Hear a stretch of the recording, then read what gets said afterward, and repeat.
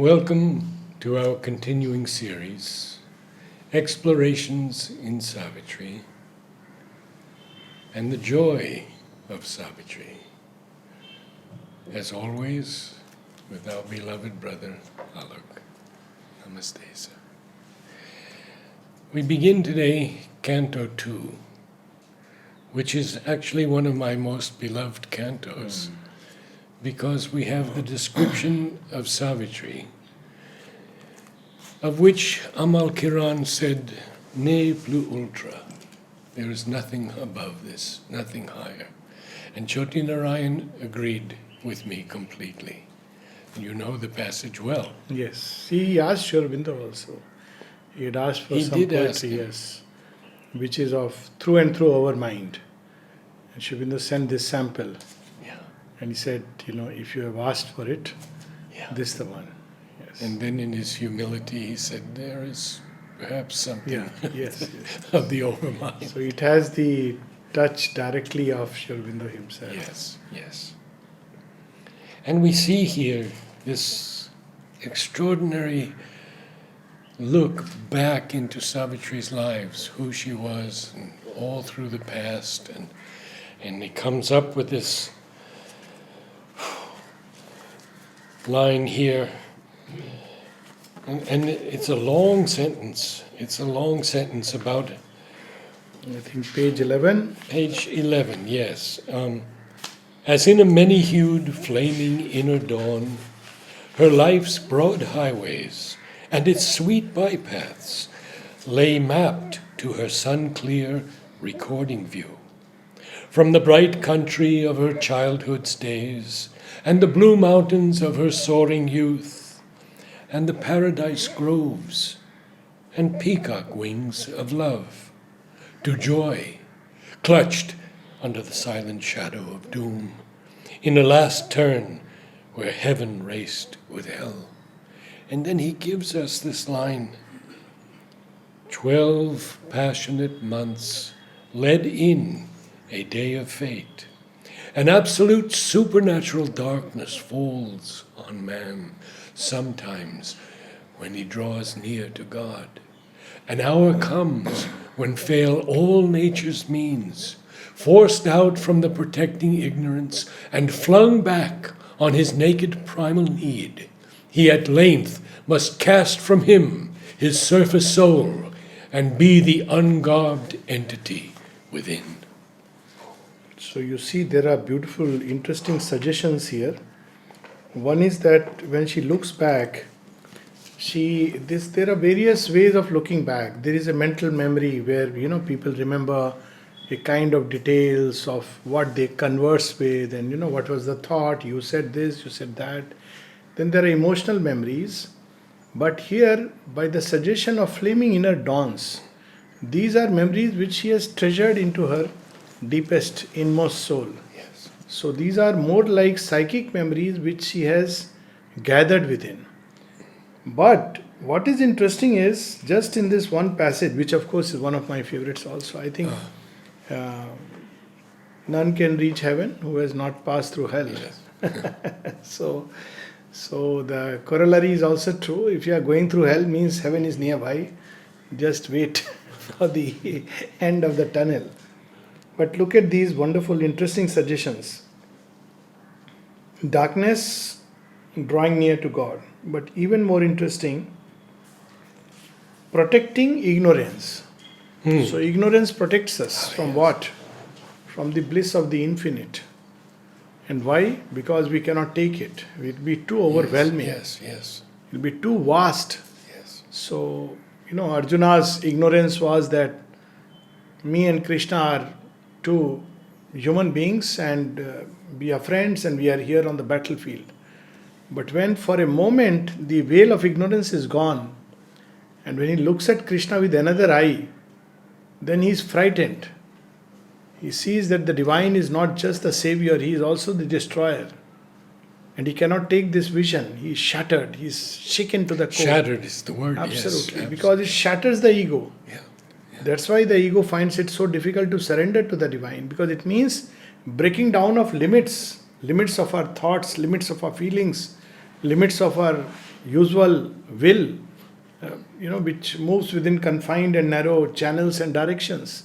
So all these limits are shattered.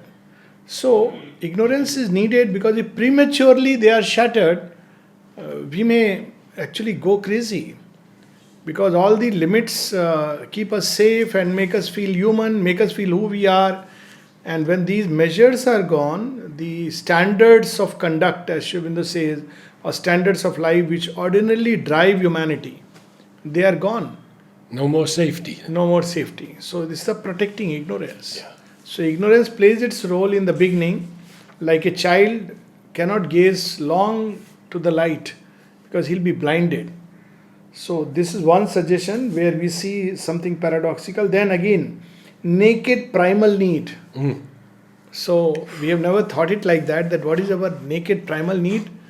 Basically, here Sri Aurobindo is using the word naked in what an interesting way. On one side, there is the protecting ignorance, which is like a dress around us. Then when we strip ourselves of all these garbs of being, the pretentious garb, the shows, the shams, the false identities with which we move around into the world, flattering ourselves, yes, or demeaning ourselves equally, yes. Sometimes people don't realize. The other day, someone here only was suddenly quoting Tagore for whatever reason. And he quoted Tagore as saying that, Tagore says that people flatter me a lot, but I know how hollow I am. And still I take on to that and take it as if it's true, something to that extent. But in the bargain, I lose my contact with you. Now, at one level it is true, but we are neither hollow nor are we great. We need not be, both evaluations. One is a Rajasic ego, the other is a Tamasic ego. In fact, we are not, or we just are. One of the two propositions is fine. But the moment we put an epithet, so what is this naked primal need? Whether life or death I am, that is something fundamental. Nobody can take it away. That no doom has the power to take away. So we have this naked primal need, ungarbed. So it starts with, protecting ignorance, the naked primal need, and then ungarbed. So garb of the ego, when that is removed, then we know who we are. And sometimes in life, crisis comes to do that precisely. See, otherwise we are all the time carrying these identities around us. But there are moments in life when nothing helps. That moment we have to fall back upon who we think we are, who we believe we are. And how many ways Sri Aurobindo can phrase something of the soul. Yes. The ungarbed entity. Yes. Entity within. If we just make a compilation of all the things that Sri Aurobindo has said about the soul from Savitri, we'll see how much plasticity and infinity pours into a single thing. And that's why the joy of Savitri, because what I realize that, we become sometimes too technical, too mechanical. Oh, this line, this word. But when you are freed from all those trappings, Savitri is an ocean, swim into it. Yes. Doesn't matter where, which, just read it and take the joy of it. Yes. So, this line, as you said. Another thing which I find very interesting, that here in the issue, he actually brings out what is the real problem. And I think of course, those who have endowed with faith, they trust Sri Aurobindo because it's the eye of faith. But logically speaking, why one trusts Sri Aurobindo? Logically, purely. I don't like this word when we deal with our master. But nevertheless, there are logical logicians. Because you can give me a solution if you know the problem. There are doctors who have hardly heard you and they begin to write a prescription. And the patient is not happy. He says, you have not heard me. You have not understood my issue. What really is the issue of man? Now, it's easy to say it's illusion and, moksha, but this is not the issue at all. Nobody, if life is beautiful here, nobody would want moksha. Yes. Life is not beautiful in its appearances and we want it to be beautiful. This is man's real aspiration. Moksha is like when there is no choice, then well, okay, maybe this can't change. But if this can change, any day we will prefer this because that's why we are here. So this is the problem. Now Sri Aurobindo touches that core and says why it is not so and how it can become so. After all, that's why we begin to grow with an idea that life should be perfect. It's inbuilt. We are programmed like that deep within.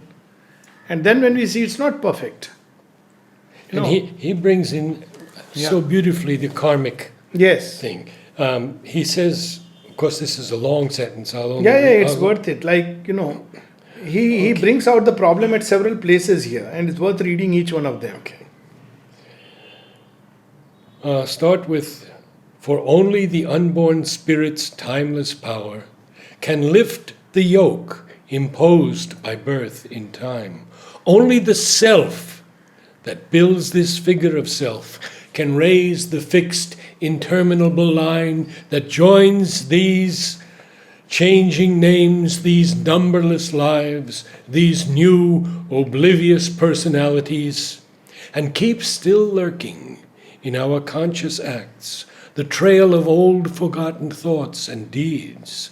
Disown the legacy of our buried selves, the burdensome airship to our vanished forms, accepted blindly by the body and soul. So he does not blindly subscribe to the karmic mechanism. No, not at all. He says it's not right, it's not fair, and anybody with a little common sense can see this. What happened in my past, maybe few lives back, and yet it is so true that it becomes a fetter to your feet.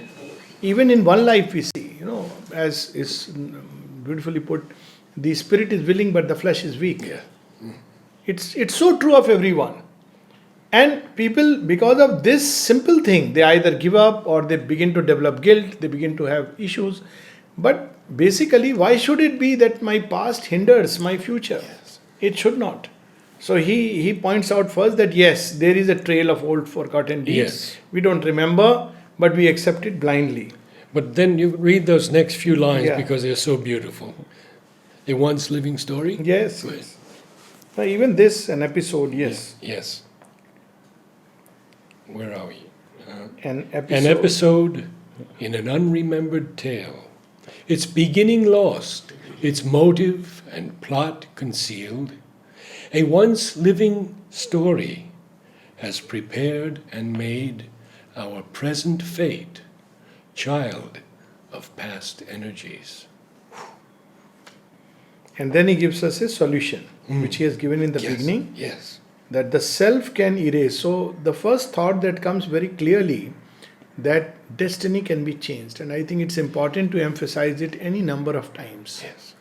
This idea that has gone into the Indian mind that, karma is inevitable, and it has been thrust upon us to believe that Indian thought is fatalistic. But wherever I have read Indian thought, I have found it's not true.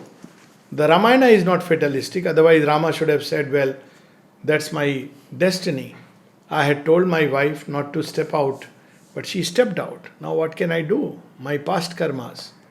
Krishna is not fatalistic. Krishna bids Arjuna to fight. Whether you win or lose, fight. To win or lose the godlike game for man. Exactly. Savitri is not fatalistic. Right. None of the stories I have read in Indian mythology are fatalistic. I don't know where this idea of karma as being something fixed has come in. Probably the Pandits, because then you can go to them and give money and get some puja done. I'm sorry. We won't edit that. No, it's fine. It's fine.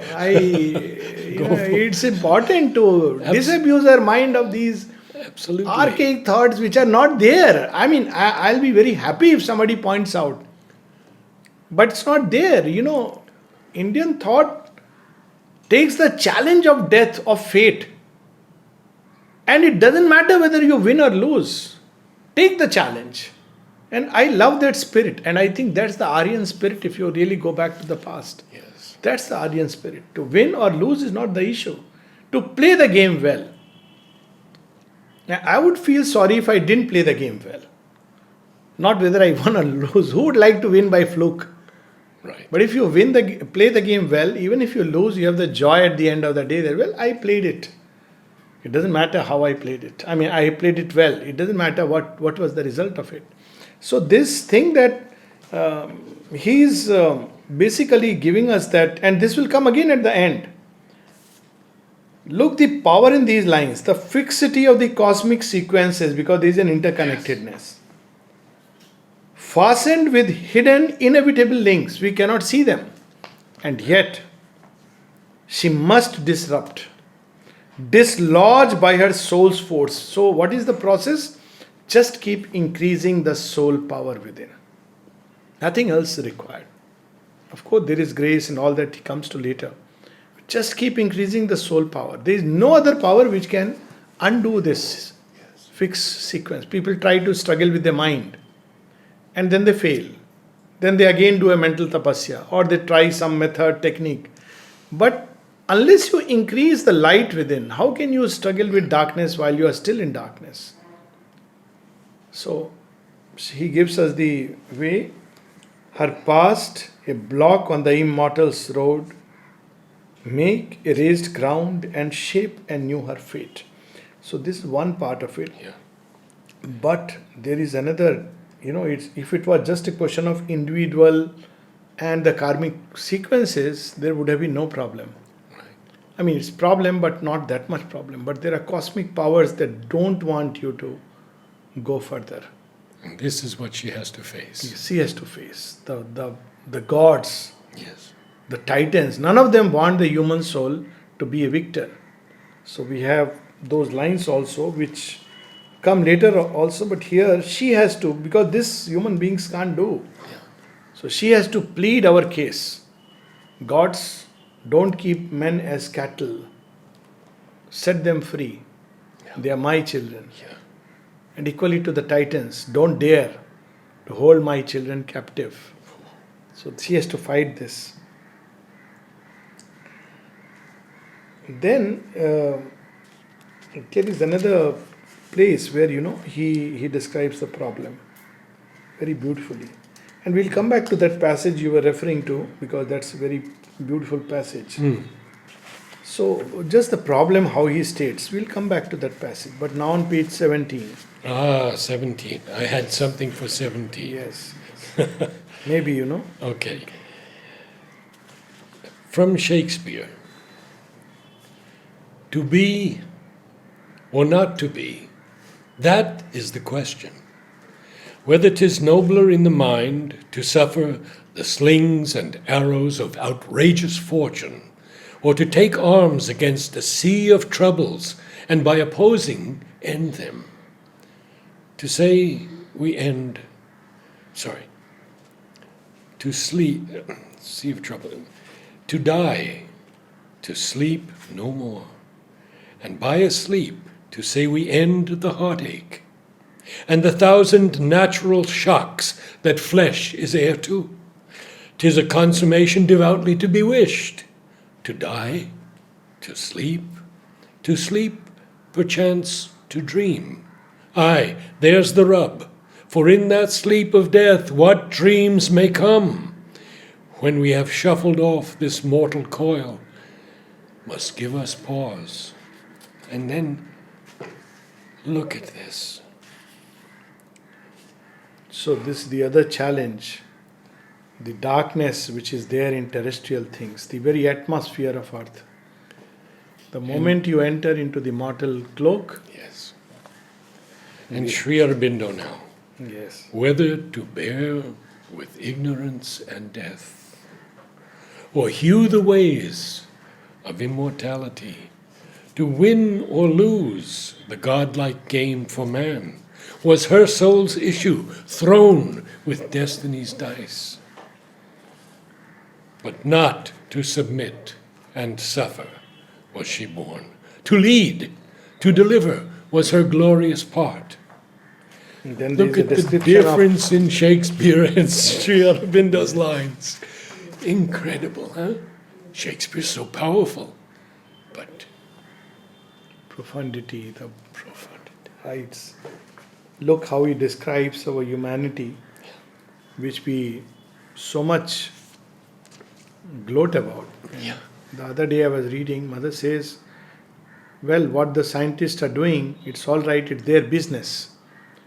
But I am yet to meet somebody who can predict the future. You are still a slave. You may have discovered all the laws, but you remain still a slave. Slave of ignorance, slave of death, slave of all the forces of nature that can besiege you. And here comes a description, and it is very, just as in the Gita, in his own way, Sri Krishna awakens Arjuna to fight. So here, when Sri Aurobindo speaks of this passage, in this passage, he is asking us not to be this. And we never look at ourselves like this. We think we are all in control, and we like to be in control, and we put one or two human beings under us and dominate over them, and we think we are in control. But is that really so? Now, the latest, the myth, the many bubbles are being burst. The myth of privacy, the myth of freedom, Facebook, all the data. You thought you were in control. You thought that nobody was watching you because people are very decent out there, because they speak decently. But here the myth goes. Look at this line. Here was no fabric of terrestrial make. If you really want to be part of Sri Aurobindo's movement, what is needed? There are many ways of looking at it. This is one of them. It's not that you have to know all the shastras, you have to be a deeply, devoutly religious man. None of this. Look at the Kshatriya part. Here was no fabric of terrestrial. Yeah. So what is this? Our way of life which we should discard. Fit for a day's use by busy, careless powers. The gods and the titans and many others in between, they use us, drive us from morning till night. An image fluttering on the screen of fate came and vanished. Yeah. I remember a story of Chote Narayanji, incidentally. So, he was like a wandering sadhu. And when he had come here, he had asked mother for some work. And mother sent a message through Nalnida, he is reading and writing, let him continue reading, writing. So he continued that, and that's how he started going everywhere and speaking with mother's permission. People have this weird idea that, you're not supposed to go speak and must work for a certain fixed hours. But this he was telling me. He said, so, he would travel. I had very nice moments with him. And so he was sharing that once Nainital he used to come, then here also we became very close. So he was sharing a story that he said, once I went to a rich man's house. So he asked him to stay, so he stayed on. So the rich man asked him, Chote Narayanji, you are such a good writer. Can you write my biography? So Chote Narayanji said, okay, likh denge. He had a fantastic sense of humor. He is enjoying everyday morning cup of tea, and he was really inwardly a free man. So after 10-15 days, he asked him, Kuch hua kya? Have you, something could you write? He said, I've written something. Can I hear it? So he starts reading. He says, once there was a worm who lived in a castle. His life was centered around how to eat, how to sleep. And that man is confused. He doesn't know what's happening. And in Hindi. So after one paragraph, he stops him. आप किसके बारे में लिख रहे हैं? For whom have you written this? So he says, why you asked me? This is the story of man. Isn't it? I mean, I don't know anything different about your or anybody's story. Then he didn't know. He was very embarrassed. In Chote Narayanji he could sometimes embarrass people with his utter straightforwardness. Once, one Mahamandaleshwar, you may be interested to know this. Mahamandaleshwar are big people in Hindu religion, like, cardinals. So he went and met him, and somebody took him there, something bishops and cardinals. So he went there, and so this man who took him there, he was not keen to meet, but he would meet all kinds of people just like that. So he pointed out that he has come from Sri Aurobindo ashram. So this Mahamandaleshwar says, oh, Sri Aurobindo, who writes the same thing again and again. That was it. He was reading Ashtavakra Gita, and Chotnaranji had vast knowledge of, even scholarly knowledge of all these things. Yes. Who had read the Mahabharata in original, he had all the volumes, Ramayana and all the scriptures and different types of Gita. So he tells him, the book which you are reading, Ashtavakra Gita, I can recite you from backward to front. Whoa. But can you tell me one sentence of Sri Aurobindo which you have read where he tells the same thing over and over again? He exposed his lie in one moment. This man didn't know. Obviously, he had not read. He didn't know. So he's fumbling. No, is this, you are speaking, aap kisko le aaye, whom have you got? He doesn't know how to behave with. He said, no, it's not about behavior. Now when there is Shastra, it's Shastra. It's not about behavior. So that kind of a person. So very straightforwardly he told him, well, this is human life.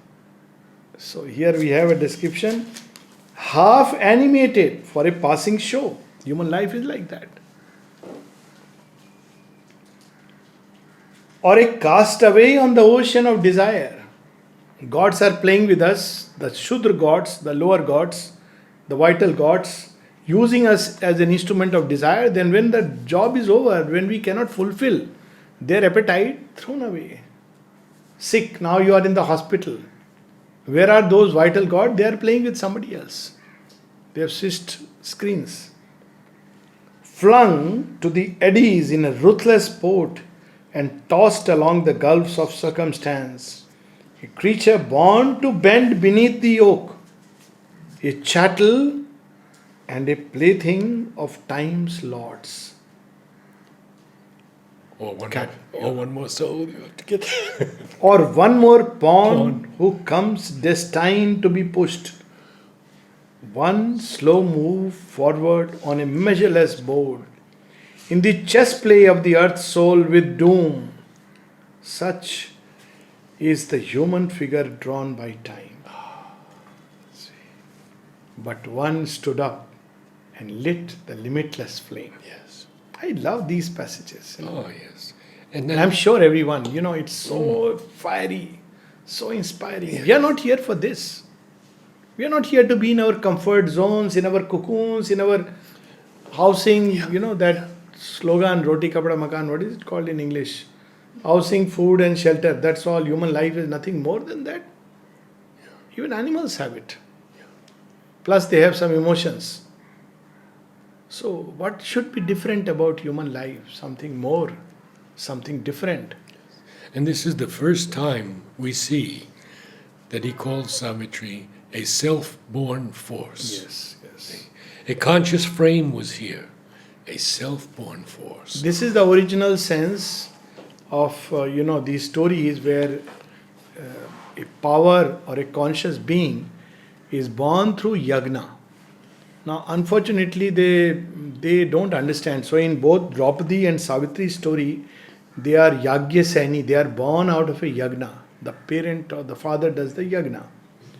But I saw one of the interpretations, unfortunately, of the great Mr. Devdutt Patnaik.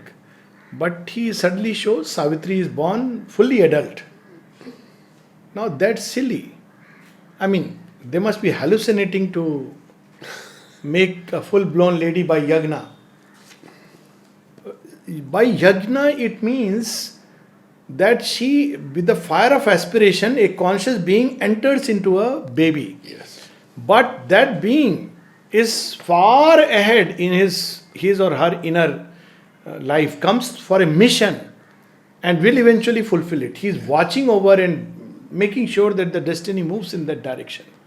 It's not just about a grown-up being, and all beings who come. Is this story of conscious birth is several times comes in Mahabharata and even the Ramayana. That when you do a yagna, when it's not just producing another child, but by yagna, by sacrifice, by aspiration, by lighting the flame inside, you bring a child who comes with a particular mission. And when you don't do this yagna and get a child, he is there simply to fulfill your ambition. That's your shadow which passes into the child. Yes. So here is, the conscious frame is self-born force. And look at the word conscious frame. He is speaking about the mind, life, and body. Yes, yes. Even that is conscious. Even as a child, her body is conscious. And mother gives several instances of that. And this is, Sri Aurobindo devotes a whole book to the birth and quest. Yes. There it's described. Yeah. Now you see, now again he brings the problem once again. In this enigma of the dusk of God, where day and night meet, this slow and strange, uneasy compromise of limiting nature with a limitless soul. I think this is the real issue. Yes. The soul always dreams of beauty, of perfection, of love. But nature doesn't allow it. It runs in fixed grooves. And all the great dreams, which Shakespeare is referring to, they begin to turn into dust as soon as we wake up to the so-called harsh realities. Ooh. So this is the other problem. So why should the soul retreat? It must impose itself on nature and fulfill itself. Where all must move between an ordered chance and an uncaring blind necessity. Now he gives the subtle reason for this.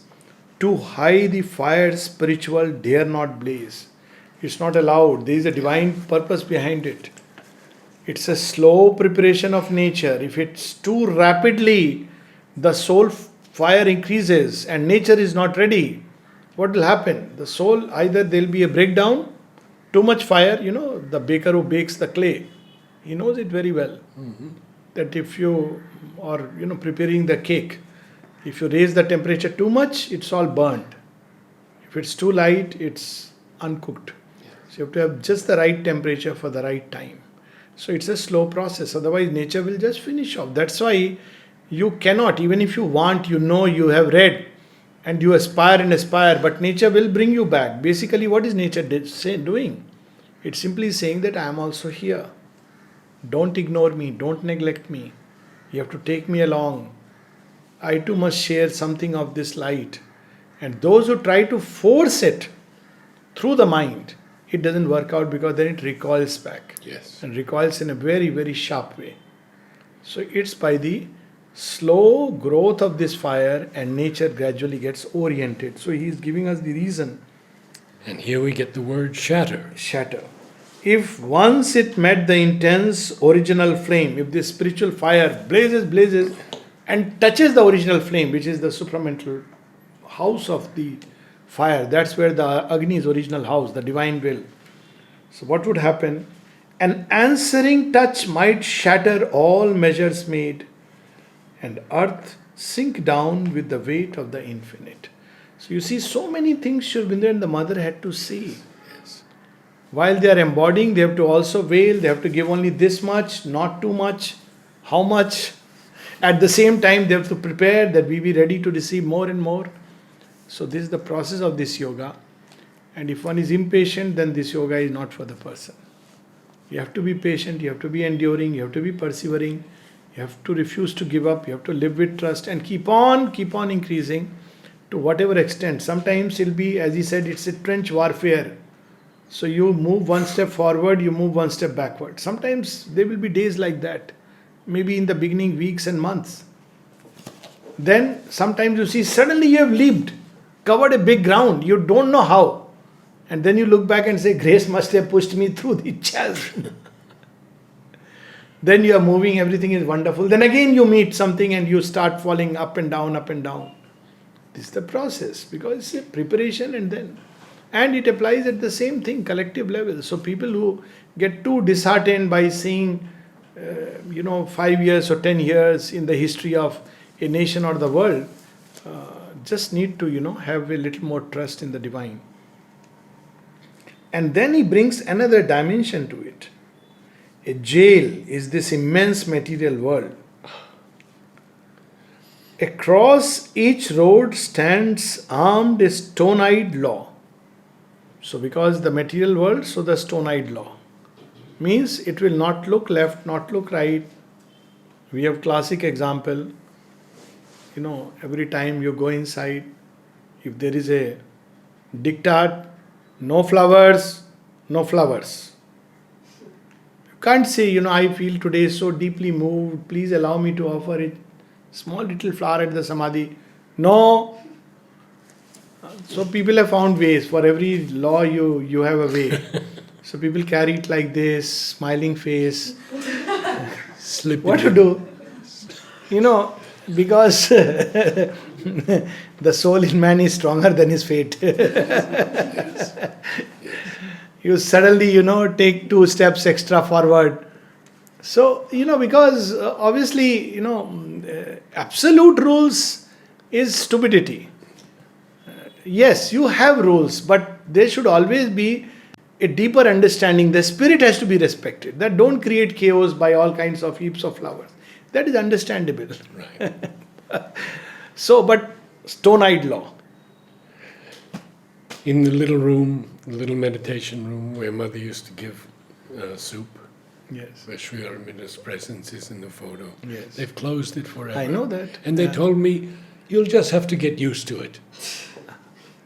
I know, it was so beautiful. As you are entering, and very often instead of turning right, I go straight and then turn. Yes. And you get that vision of, the room where Sri Aurobindo, and then you turn. Now there is a door shut onto you. So I said, okay, that means Lord will now begin to open more and more your inner doors. Good for you. Because he will steal in. Nothing can stop him from stealing in. But yeah, that kind of, rules for whatever fanciful thing. So stone-eyed law.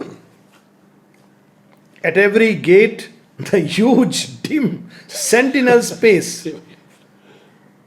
A great tribunal of the ignorance, an inquisition of the priests of night, in judgment sit on the adventurer's soul. So there are, when you walk this path towards utter freedom, even your closest ones will not understand you. They'll sit on judgment. Because they don't understand freedom. Yes. People understand law, they understand rules. But freedom? Yes. What is that? And Mother says that, my child, one of the reasons why we created the ashram was to learn to lead a normal life and yet free within. But we either mistake freedom for, external, whatever I feel like I'll do. Licentiousness. Or we think the other way is you must have a lot of rules one after another. Yeah. But it doesn't help because see, only that rule helps which you have chosen yourself. Out of your own freedom, the bonds you have chosen, because you have chosen this is the path for me to grow. So you choose a bond and yet you are free inside. Yes. You're not bound by it. It's a journey, you know it. But, so... just one note on this word jail. Yes. G-A-O-L. Yes. The old English spelling. Sri Aurobindo uses this and J-A-I-L as well in some. Jail delivery. Yes. So he uses both spellings of jail. Jail delivery reminds me of Krishna's birth. But when he uses it in the sense that we are all, in a jail, we don't realize. Yes.